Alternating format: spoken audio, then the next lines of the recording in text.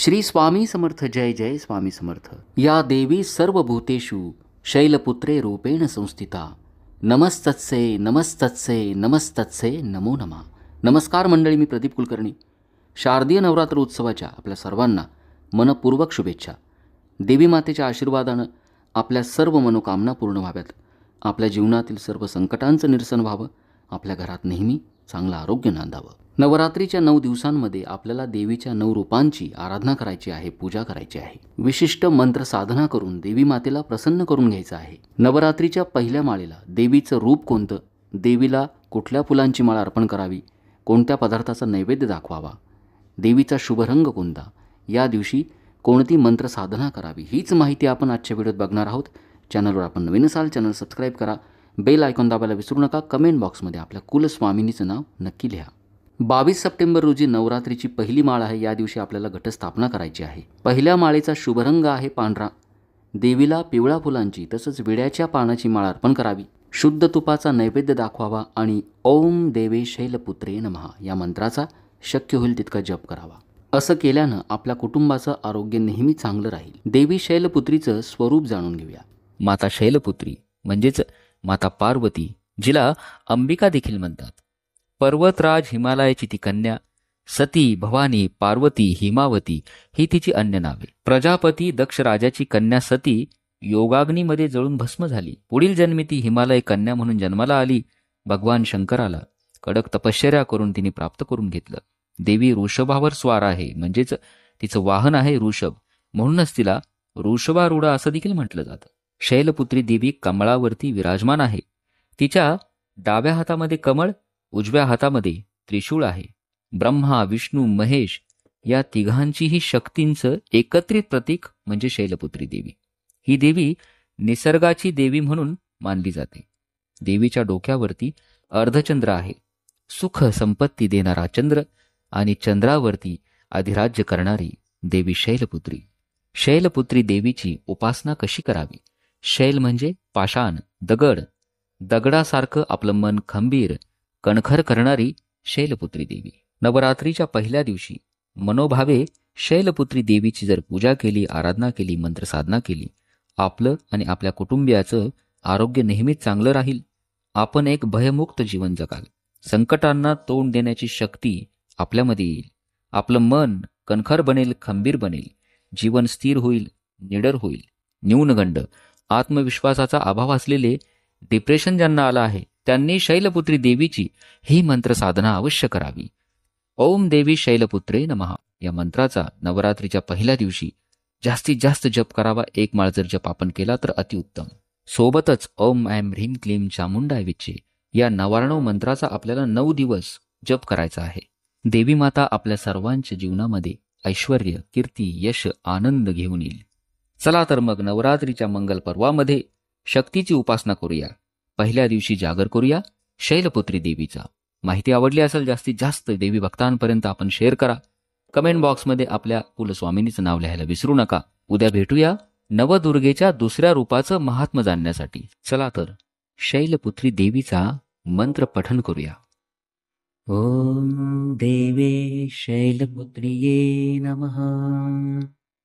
ओम देवे शैलपुत्रिये नमः. ओम देवे शैलपुत्रिये नमः. ओम देवे शैलपुत्रिये नमः. ओम देवे शैलपुत्रिये नमः. ओम देवे शैलपुत्रिये नमः. ओम देवे शैलपुत्रिये नमः. ओम देवे शैलपुत्रिये नमः. ओम देवे शैलपुत्रिये नमः. ओम देवे शैलपुत्रिये नमः. ओम देवे शैलपुत्रिये नमः. ओम देवे शैलपुत्रिये नमः. ओम देवे शैलपुत्रिये नमः.